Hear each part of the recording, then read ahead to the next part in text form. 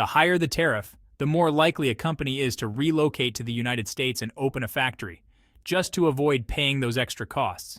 But here's a stark warning from a top auto industry analyst. New car prices in the United States are about to shoot through the roof, possibly much sooner than expected. The data speaks for itself. Roughly 80% of seafood consumed in the United States comes from countries hit hardest by tariffs: India, Indonesia, China, Canada, and Vietnam. President Trump once said, "Tariff is the most beautiful word in the dictionary." But today, the consequences are mounting. In just 18 months, $7.2 billion in manufacturing capital has quietly exited the United States, enough to fund 4 mega battery factories. And now, that same amount is punishing American manufacturing giants like Coca-Cola, GM, Alcoa, Campbell Soup, Tesla, and Ford. These legendary Made in America brands are moving operations across the border, where they're greeted by lower taxes, renewable power, and energy that's 40% cheaper. 25,000 jobs across Ohio, Michigan, and Georgia now hang in the balance, while Canada rolls out the red carpet for manufacturers. This isn't just another tax loophole, it's a loud wake-up call.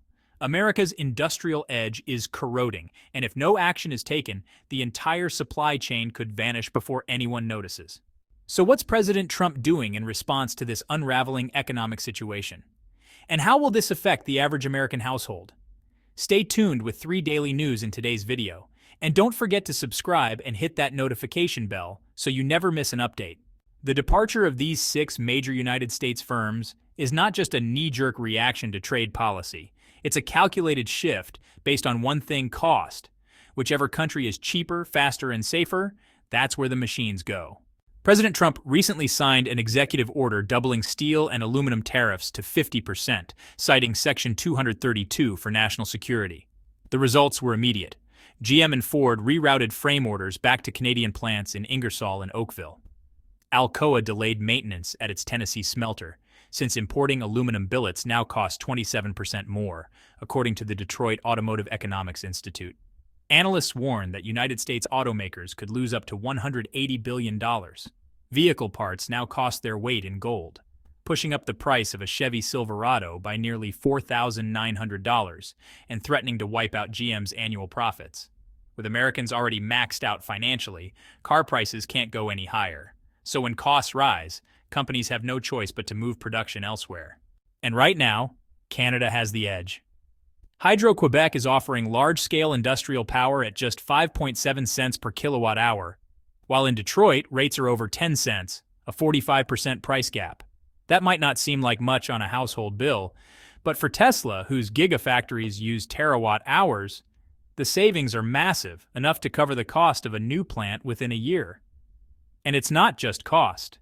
Canadian hydro is 100% renewable, making EVs fully carbon neutral, a key requirement for selling in Europe, where CO2 border checks are tightening. No surprise then that Elon Musk is quietly building a 10 gigawatt-hour LFP battery plant in Valleyfield, with no media fanfare. Adding fuel to the migration is a huge incentive package, from Ottawa up to 52.5 billion Canadian dollars in tax breaks, wage support, training programs, and infrastructure, equal to the budget of a major international airport. Why is Canada willing to spend so much? Because each gigafactory creates 3,000 direct jobs and 10,000 indirect ones. Even though the National Budget Office says it'll take 18 to 20 years to break even, the Mark Carney administration believes missing the EV revolution could be even costlier. Then there's the approval process, a nightmare in the United States, but now streamlined in Canada. Under the Fast Track National Interest Projects Act, battery plants and mines marked as national interest must be approved within 90 days. In contrast, Washington's process drags out for 18 to 24 months. Just ask Campbell Soup, which waited 2 years for a wastewater permit in Ohio. The company has now signed a lease in Kingston, Ontario, to test Canada's new policy, potentially moving its full soup production line north. As a result, Canada is quickly becoming North America's new California, offering clean energy, low taxes, speedy approvals, and freedom from global trade spats. And as Made in the USA turns into Assembled in Ontario, the real question isn't just how many jobs will vanish, but whether the United States is letting the global supply chain walk out the door while still campaigning to bring jobs back. If Washington doesn't hit pause on steel and aluminum tariffs, or fix its energy and permitting issues, this migration won't stop at 6 companies. It could be the beginning of the end for America's last high-tech factories. The 50% aluminum tariff came with no warning, and suddenly every soda can became 15 to 27% more expensive to make. Morgan Stanley estimates that Boston Beer alone had to absorb $20 to $30 million in extra aluminum costs. Coca-Cola knows it's next. On its first quarter earnings call, CEO James Quincey admitted Coke has long been importing cans from Canada. Now it's officially shifting more of its packaging operations north. Just 72 hours later, Crown Weston's facility in Toronto ramped up all 3 lines to full capacity, while night shifts at the Columbus, Georgia plant were paused, and workers told to take a 6-month break. This wasn't a snap decision. Crown had expanded its Toronto operations back in 2020, enough to handle 800 million cans annually for Coca-Cola. Why Canada and not Mexico? Energy again. Under new 2025 rates, Hydro-Quebec's floor price is just 3.68 cents per kilowatt hour, while Michigan's average industrial rate now tops 8.5 cents per EIA data. With over 1 terawatt-hour of power used yearly to process beverages, Coca-Cola saves nearly $50 million by moving north. And that's not the end of the chain. Alcoa also renewed a 2,100 megawatt hydropower deal with Hydro-Quebec through 2040, securing 1.1 million tons of clean aluminum annually, shielded from Europe's border carbon tax. The result? Walmart shelves in Detroit now stock Coca-Cola cans labeled Product of Canada. A 12-pack costs $18 and still sells out on weekends. But while consumers see a new label, steelworkers in Ohio see lost shifts, 280 of them. This shift isn't a minor logistics tweak. It reveals the weak spots in America's system: expensive energy, slow permits, and erratic tariffs. When Coca-Cola cans are stamped in Quebec, Silverado frames are welded in Ontario, and Tesla batteries built in Valleyfield, the United States loses its home field advantage. If Washington keeps its 50% tariff wall to save a struggling smelting industry, production lines will keep heading north, and every imported soda can will serve as a reminder of tariff policy gone wrong. With just one signature, steel tariffs sent shockwaves across the United States car industry. Coil prices surged by $240 per ton, adding $1,000 to each truck body. GM didn't wait. They pulled $2.6 billion in investment out of the United States, about the cost of a domestic airport, and poured it into 2 Canadian locations, St. Catharines, Ontario, and Bécancour, Quebec. In Bécancour, GM and POSCO's Ultium Cam joint venture is now worth over $1 billion, building a 30,000-ton per year cathode materials plant ready by 2026. Meanwhile, St. Catharines will produce 400,000 electric drive units annually, sustaining 500 skilled jobs and turning Niagara into a beating heart for Cadillac and Silverado EVs. This capital flight triggers a domino effect, one American town at a time. According to Reuters, GM is preparing to furlough 1,300 workers at 2 Michigan plants. At the same time, Cleveland-Cliffs, a key steel supplier for GM, is getting ready to cut 1,200 jobs as auto orders decline. These harsh numbers explain GM's latest move turning to Canada. In Ontario, average industrial electricity costs just 5.7 cents per kilowatt hour, nearly half of Detroit's rate, thanks to clean hydropower. That means every gigawatt hour saved brings GM about $75,000 in savings. For a battery plant that consumes terawatt hours annually, that turns into tens of millions in cost advantages. Ontario didn't let this chance slip. In its 2025 budget, the province committed another 92 million Canadian dollars to the CHARGE program, raising total charging infrastructure investment to 180 million CAD and aiming to build 1,300 new chargers across Ontario. In addition, Ontario's manufacturing investment tax credit returns 10% on any eligible local equipment spending, helping build a new EV battery corridor, from Ring of Fire nickel to high-speed EV assembly lines. This shift has led local media to nickname St. Catharines the next Battery Valley, following GM's decision to build there. 3 other major projects are already in motion, including Asahi Kasei's $1.56 billion separator plant and a recycled graphite facility.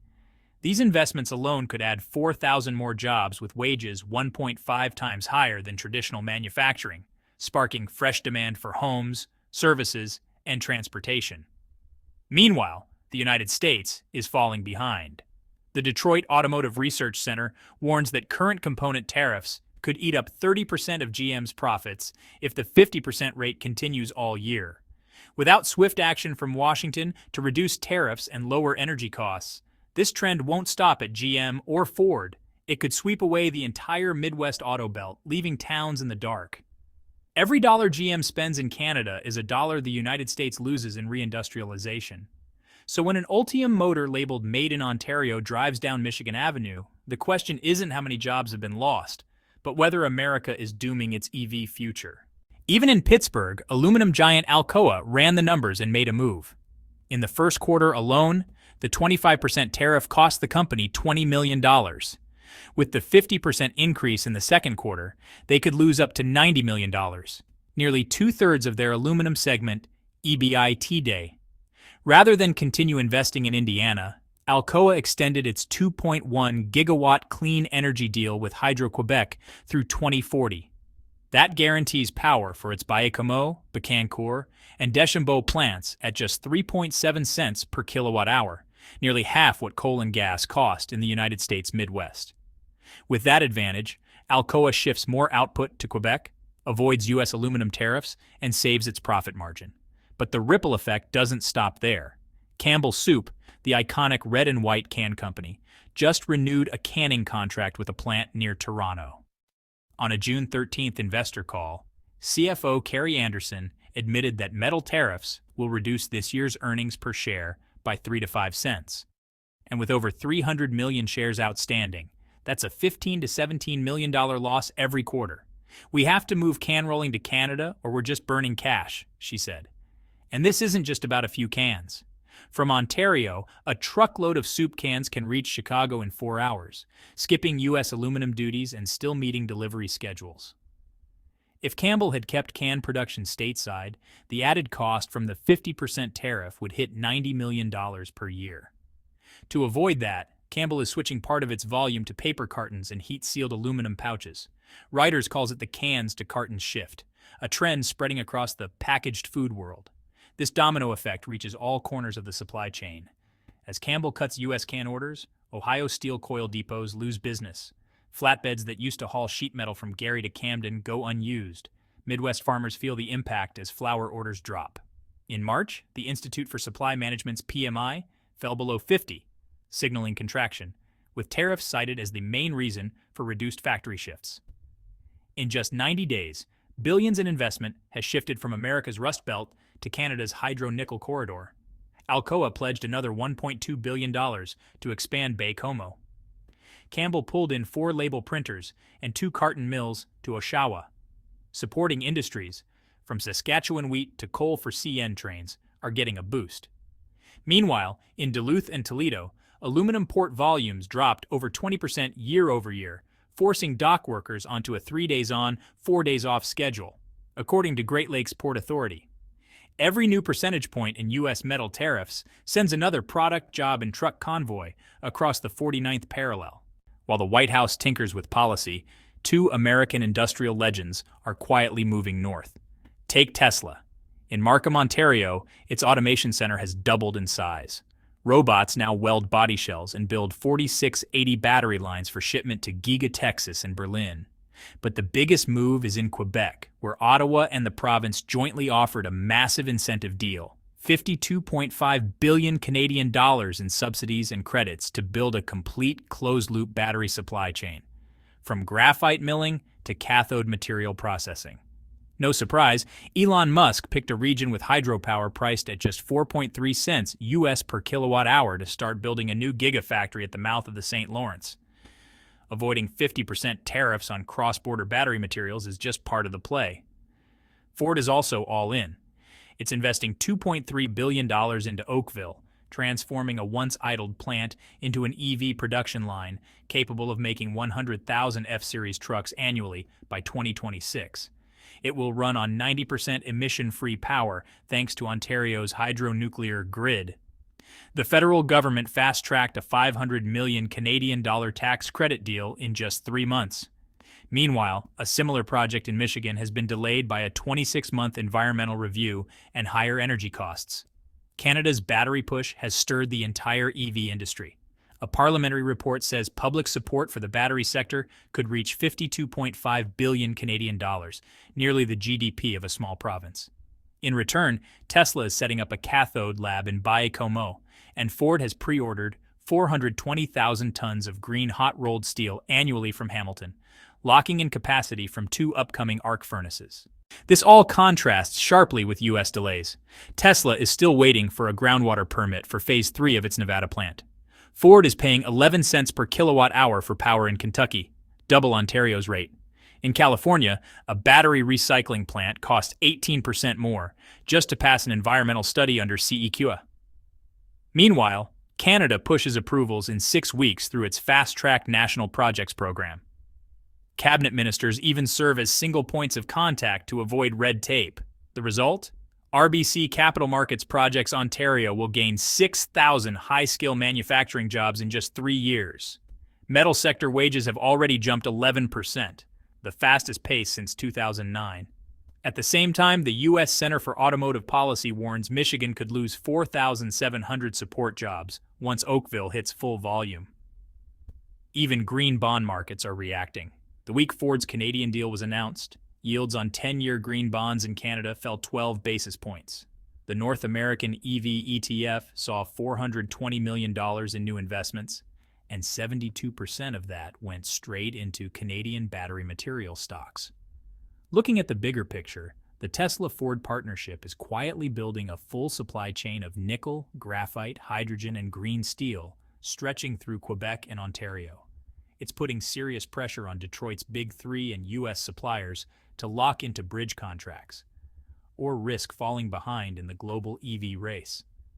This is especially urgent as California's CARB and the EU's carbon border mechanism will start requiring certified green steel by 2026.